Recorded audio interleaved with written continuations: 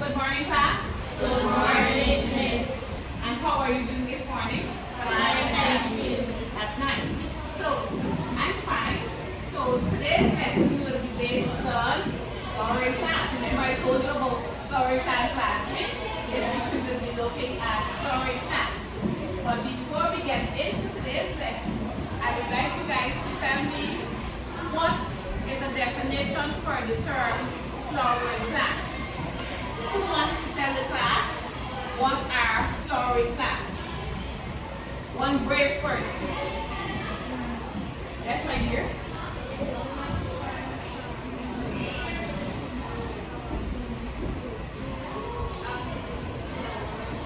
Very good. He said flowering plants are plants that produce fruits and flowers. Very good. Any other idea as it relates to the definition of the term flowering plants? Yes.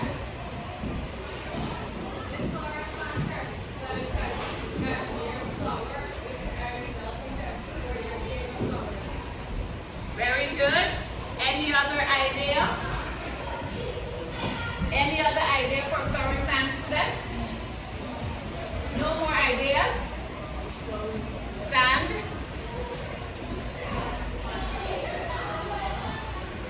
Flowering plants are plants that you need to tell the entire class what to say. Remember, you're speaking to the class.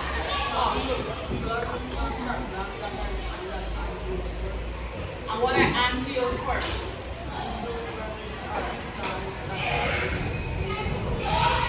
Angiosperms are plants that produces flowers. Okay, very good idea. Any other idea about flowering plants? The definition that is? Give someone else a chance. I need to call some names. Pick in. A definition for the term flowering plant. Miss Hicken, stand and tell the class what you think are flowering plants.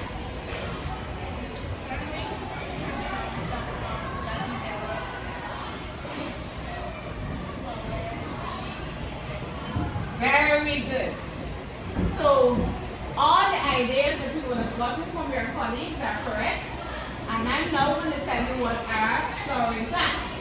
So, flowering plants are the highest form in which kingdom? Animal or plant kingdom? Plant kingdom. Very good. And they have well-developed what? Leaves, roots, stems, flowers, and fruits.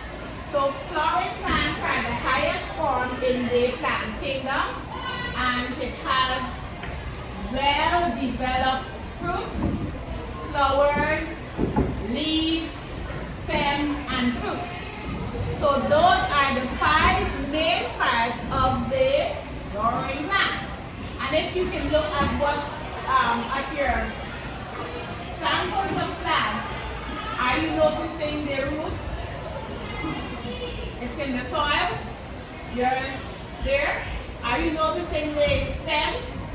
Students, are you noticing the stem on your sample? Yes. Are you noticing the leaves? Yes. Good. So some plants, your plants don't have the fruit, but those are the parts of the flowering plant. And if you notice there on the board here, you can see a structure of a flowering plant. And you can identify here the fruit, you can identify here the flower, you can identify the leaf, you can identify the stem, and you can identify the roots. Okay, students? Very good. Flowering plants are also classified into 2 main groups. Who wants to tell us what are those 2 groups? Yes, my dear? Very good. You have monocotyledon and you also have dicotyledon. So plants are classified into 2 main groups, and those groups are monocotyledon and dicotyledon. Good. Let us now look at the definition for the term monocotyledon and dicotyledon. Who wants to tell the class what are monocotyledonous plants and dicotyledonous plants? What are some? Yes, my dear.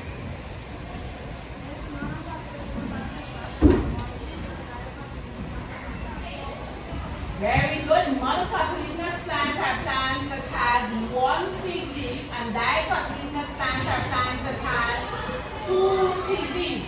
Very good. Who wants to tell us another aspect or difference between monocotyledon and dicotyledonous plants?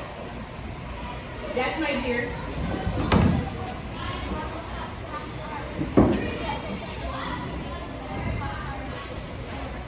Very good. The petals of the monocot plants are arranged in groups of 3.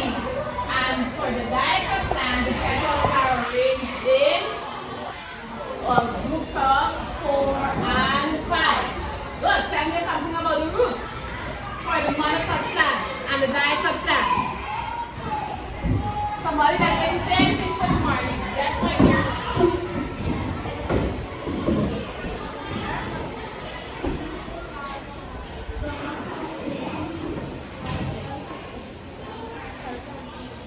David, partially correct. Who wants to assist your colleague? The young lady in the corner. Tell me something about the root, the difference between the two classifications.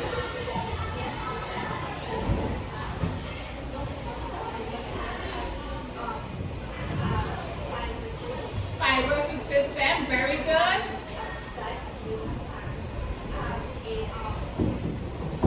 Taproot system.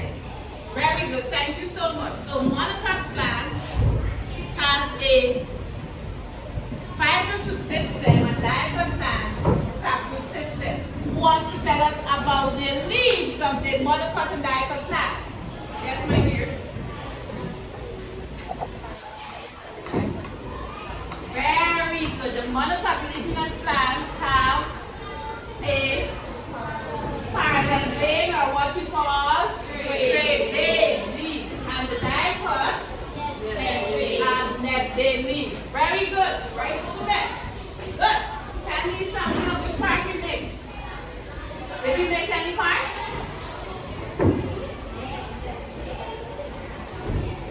So we would have looked at the differences between the monocotyledon and dicotyledonous plants as it relates to the leaves, root, petal, that is the part of the flower, and we also look, nobody didn't tell me about the stigma, that is another part of the flower.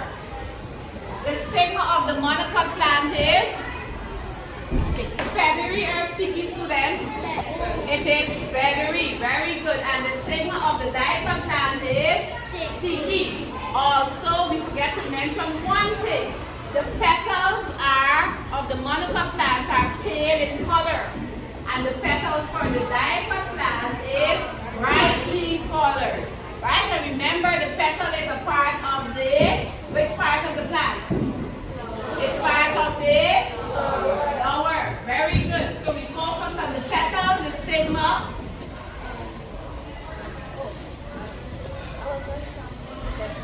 We were going to speak about the petal. What about the petal? Stand. The petal of the dicot plant attracts insects. Very good. Why? Because it's brightly colored, right? Or conspicuous.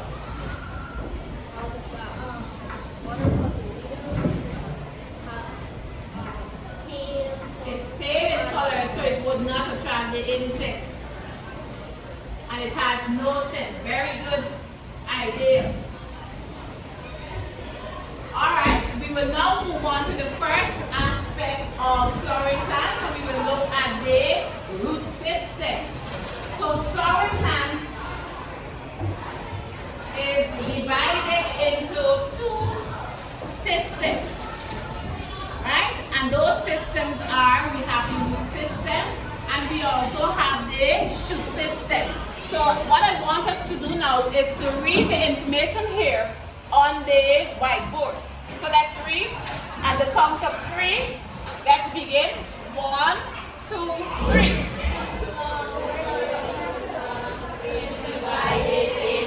Read aloud. All persons read, please. Thank you. Flowering plant is divided into 2 systems.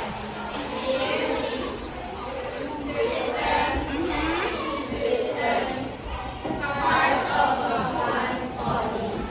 The root system is below the ground in the soil. The other parts of the root system is found above the ground. This means that a plant exists in 2 very different environments: the soil environment and the atmospheric atmosphere. Good. So we all know that the flowering plant is divided into 2 systems. And those systems are, you have the root system and you have the shoot system. So the root system is found where? Below the surface of the soil. And the shoot system is found above the soil. Right? And there's a picture on the whiteboard here. I want you to pay keen attention. You're seeing the what? This is what? This is the shoot system of a plant.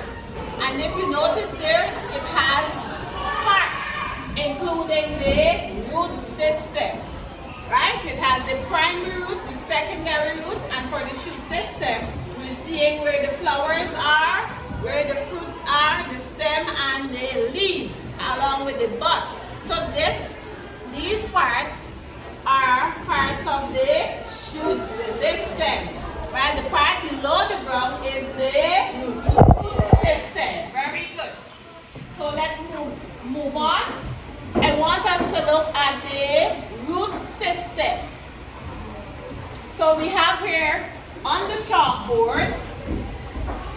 Let's read. Let's read, students. A root is a structure that obtains food and water from the soil, stores energy, and provides support for the land. So the root helps the anchored plants firmly in the soil, and the water along with nutrients is taken up to the various parts of the plant from the soil. And we all know that there are 3 types of systems, root systems. Those systems are, you have the taproot system, you have the fibrous root system, and you also have the adventitious roots. I know the adventitious root is new to you now because in grade 6 you guys would have looked at 2 systems. That's the taproot system and the fibrous root system. Am I correct? Yes. Good. So let us look at the first type of root, and that is the taproot. So let's read and then I'll explain the various types of root system. So let's read. After germination, the radical grows to form the Primary root, and the radical is known as the young root. Am I correct? Yes. And it comes from the seed. Good. Let's continue.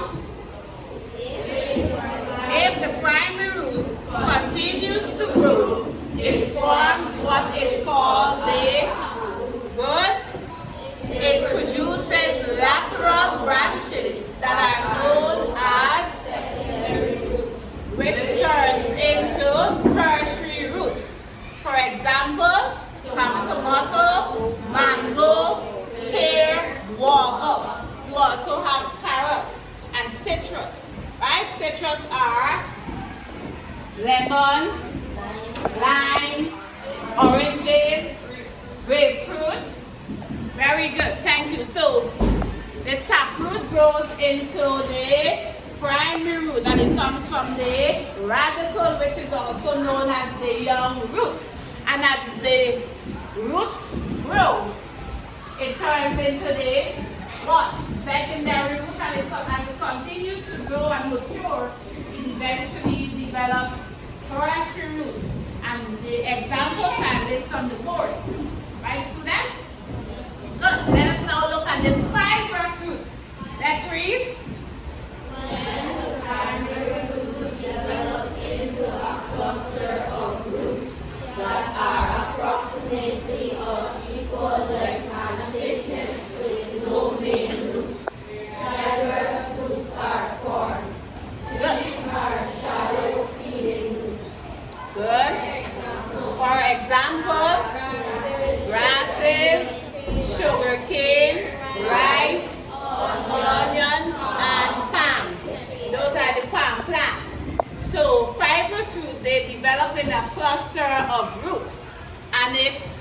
do not grow deeply into the soil. It has the fibrous roots are shallow feeding root. It does not grow deep into the soil. And some examples of plants that has a fibrous root system. You have onion, you have palm, you have grasses. Okay, students, you also have sugarcane and rice.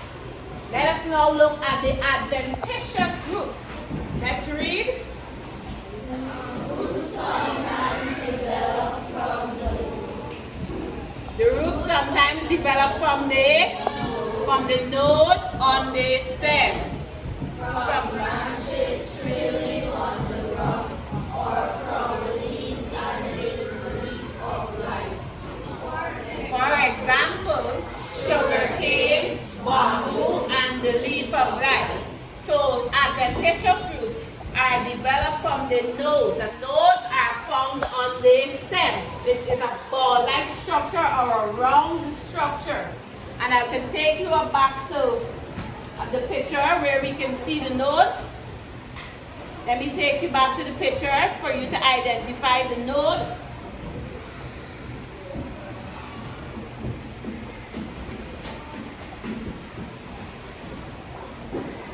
Good. So this area here at the joint of the stem is what you call the node. Do you understand, students? Yes. Look at the diagram carefully and identify where the node can be found. So adventitious roots are developed from the node. Good. Let's move on now to the shoot system. To the shoot system.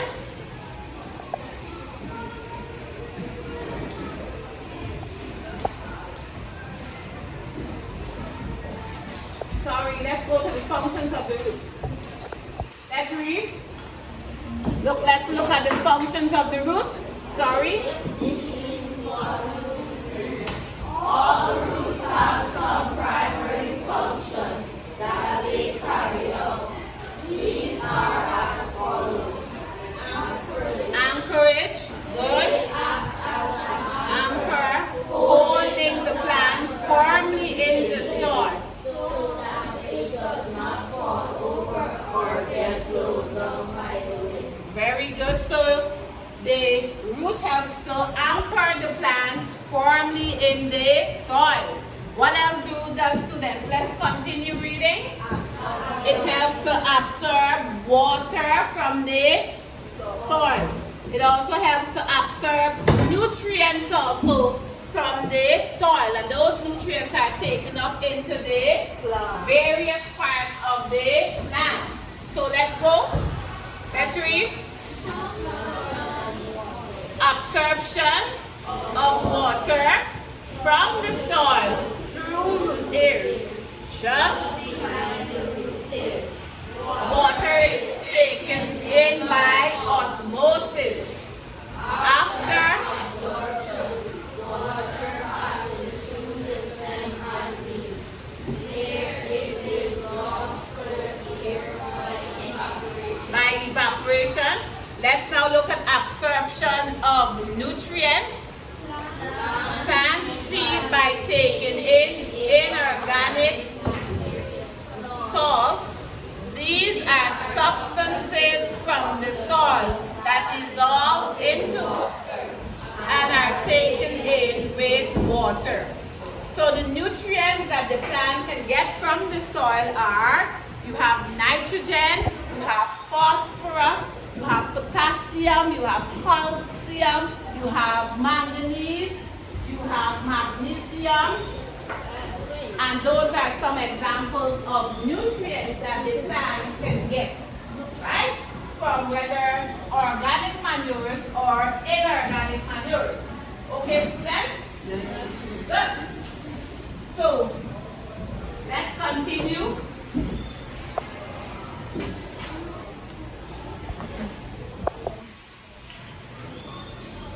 Yes, my dear. What is osmosis? The word is osmosis. Osmosis is the...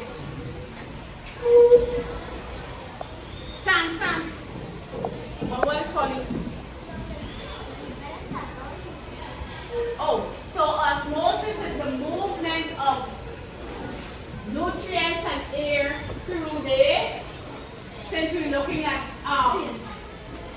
root. It's the movement of air and water through the roots or to the plants. Right? Good. Let's now look at the secondary functions of the root. Let's go through the secondary functions. So just now we would have looked at the primary function. So let us now look at the secondary functions of the root. Let's read. Food storage. Very good. In some plants, the taproot is swollen as a result of food stored in it. Example, carrots, radish, beetroot. So food storage has a lot to do with food that is stored in the swollen parts of the root. And examples of that are, you have carrots, you have all the different types of root vegetables such as edos, cassava, yam, sweet potato, Irish potatoes, carrot, turnip, beetroot, and radish. Right? All the root vegetables has food storage. And it says here the taproot is swollen, and that results in food being stored for the plant. Then we also have the other function as planting. Also we have breeding. Let's read the two. Beginning with climbing. We have some plant parts that are modified for climbing. Let's go. some plant roots are modified for climbing. They produce sticky roots from their nodes, in which they attach themselves and climb. Example, Watermelon and boro. What are some other plants that climb? What about passion fruit? Coriander, very good. Pumpkin. Callaloo. Boyfriend is the best. Good. The pest that affects plants. Let's go to the other one. So some plant roots are modified for climbing.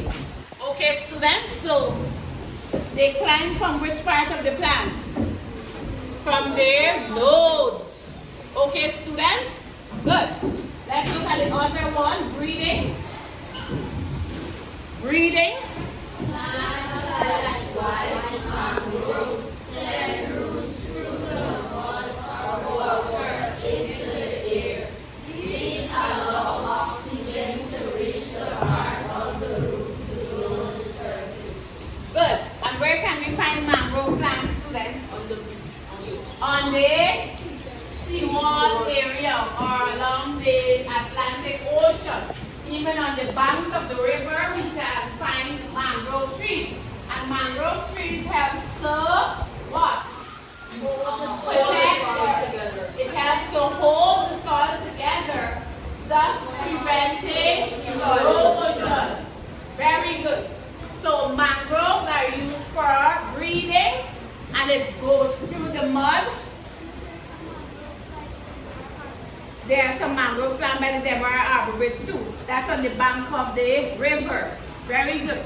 So the mangroves goes through the mud into the air. And if you notice there how the roots are grown, it goes through the mud and you'll find the roots there on the surface of the soil. It's very visible and the roots are large. Right? Good. So let's now move on to the other system of flowering plant. And that system is the shoot system. Right? And we're going to look at the shoot system of the monocotyledon and dicotyledon plants. And we'll look at the differences. So let's go. If you notice there on the chalkboard, on the whiteboard, sorry, you have you're seeing a picture of a dicotyledonous plant, and B, you're seeing a picture of a monocotyledonous plant. Students, are you seeing? Yes. Good. So, who wants to identify the differences between the two groups, monocot and dicot? I'm saying monocot for short because I I don't want to call out the entire word monocotyledon, dicotyledon. So who wants to tell us the differences between the two? Yes, sir. Identify one difference between monocot and the dicot shoot system. After paying keen attention to the two structures on the chalkboard.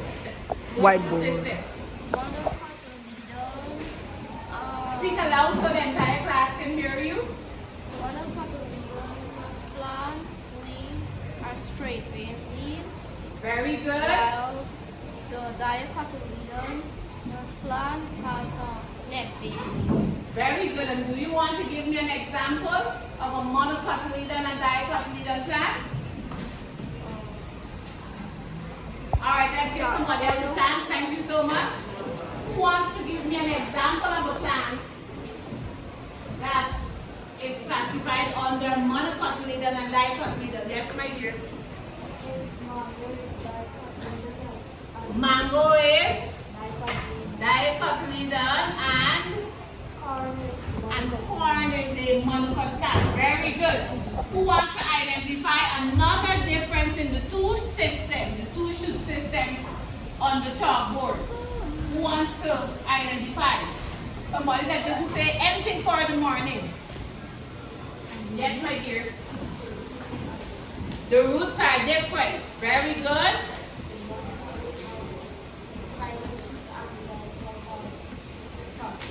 Thank you very much. Very good. Who wants to identify another difference between the two shoot systems? Yes, Leon.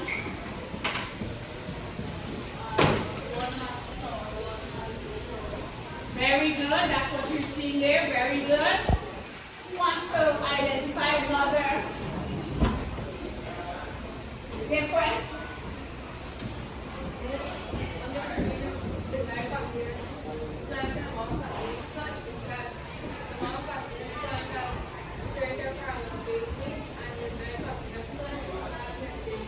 Very good, students. So those identifications are all correct, right? As it relates to the shoot system of a monocotyledon plant and a dicotyledonous plant. So I'll now move on to the other aspect. So the shoot system entails the stem, and if you notice there's a picture on the whiteboard showing the parts of the stem, and those parts of the stem are, let's go through them, students. You have the terminal bud, you have the nodes, you have the internode, you have the axil, you have the petiole, you have the pedicel, you have the flowers, you have the leaves, and also the auxiliary or lateral bud. So we all know that the stems grow up towards the sunlight, and that helps to enhance the growth of the plants. Okay, students? Good. Also, the stem consists of a main shoot, and from that main shoot there are many branches or single stem. And you have some parts of the shoot system. There are two main parts of the shoot system. Who wants to tell me what are the two main parts of the shoot system? You have the leaves and the stems. Good. Who wants to tell me what is the color of the leaves and stem? After looking at the structure, what are the colors of the leaves and stem? Green. It is green in color. Good. Who wants to tell me something else about the stem? After looking at the parts, the leaves are attached to a slightly swollen part of the stem called the what? No. Called the nodes. And there's a space that is between the nodes. The space here. The space between the nodes is what you call the internode. And where can we find the terminal bud? The terminal bud, let me go back to the terminal bud. So the terminal bud can be found at the end point of the stem. Okay, students? Then you also have the what?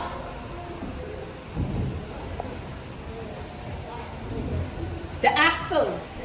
Where can we find the axle? The axle is found just at the corner of the, here is the axle. It's between the joint of the stem and the leaves, right? Good. So we all know that the stem grows towards the sunlight. It consists of the main shoot. It has two main parts, and those parts are the stem and the leaves. We also identified where we can find the node, the internode, the terminal bud, the auxiliary bud, the axle. Okay, students? Good. So let's move on to the other part of the stem in terms of its functions. Who wants to tell me what is the function of the stem? Some functions of the stem. Yes, sir.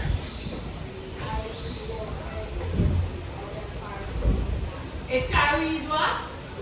Water and minerals to the other parts of the plant. Good. Yes, my dear. Okay. It helps to keep the plant upright. The stem. Partially correct. The root helps to keep the plants upright or forming the soil. Yes?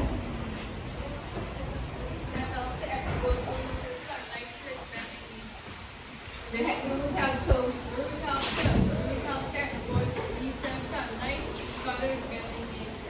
because of bending nature, and what process takes place? Photosynthesis. And who wants to tell me what is photosynthesis?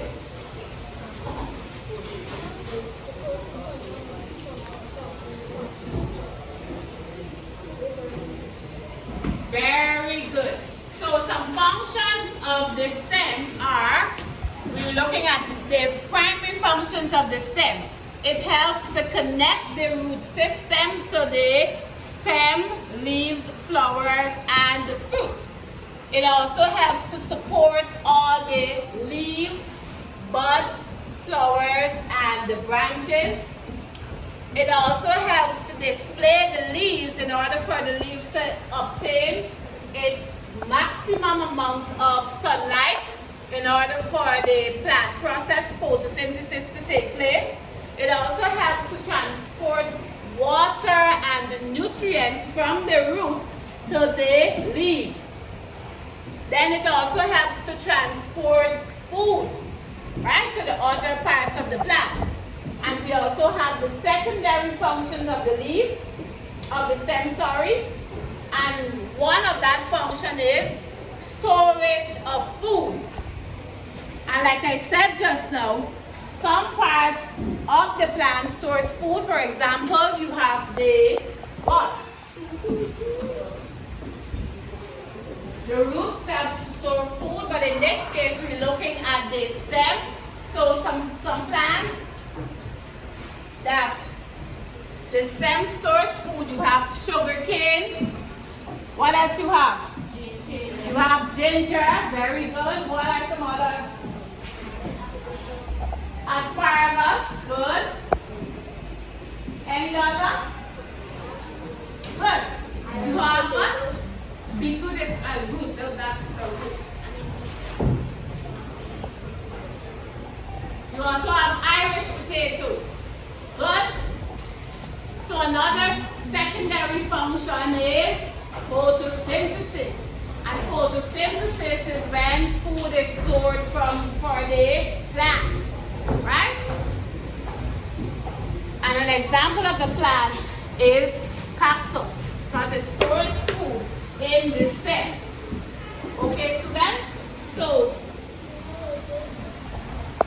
you also have some stems that are modified for climbing, because those stems have thorns or tendrils, and it is used for climbing. And some examples of plants that are modified for climbing are, you have the passion fruit,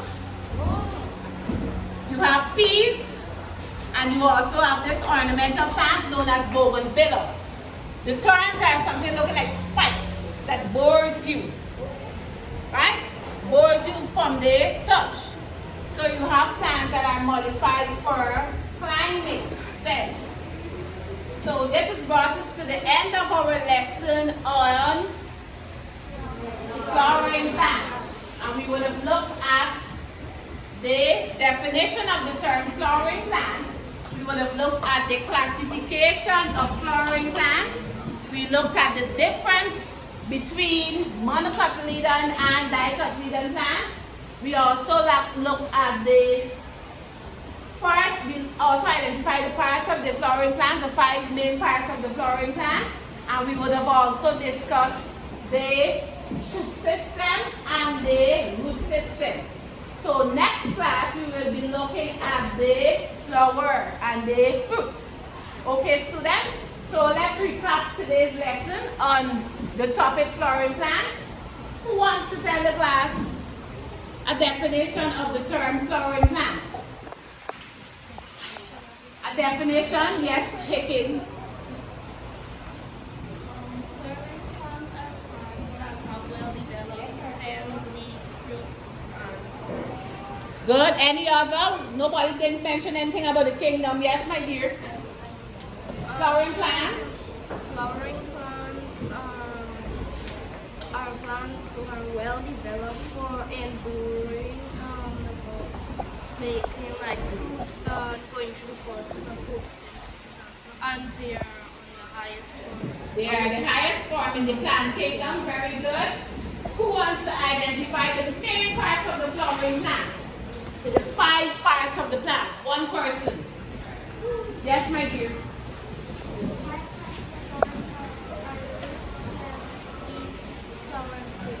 Very good. Who wants to list the 2 classes of flowering plants? The 2 classes of flowering plants are monocotyledon and dicotyledon.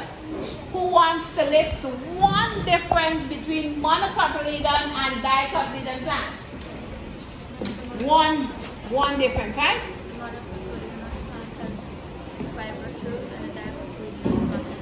Very good. Who wants to list another? Your colleague talked about the root system. Who wants to list another difference?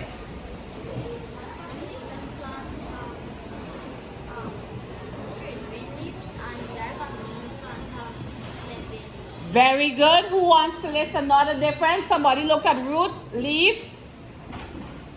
The boy at the back.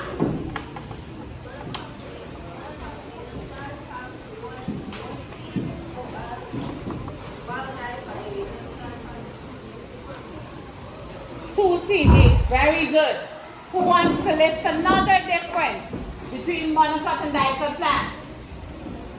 The girl at the back. Tell me something about the stigma of the flower for the monocot and the dicot plant. The stigma is feathery.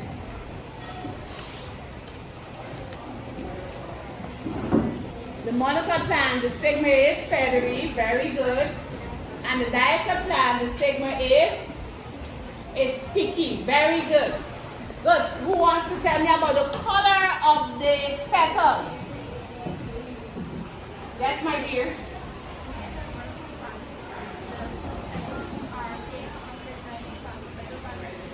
Very good. Okay, good. Let's now move on to the root system. The root system. Who wants to tell us what are the types of roots? 3 persons. Somebody that didn't say anything just now. One type of root. Yes, this one type of root is our tap. The tap root, very good. One type of root is Adventitious root, very good. One type of root that your colleagues did not mention is the fibrous root. Very good. Very good. So This has brought us to the end of our lesson. Thank you for paying keen attention.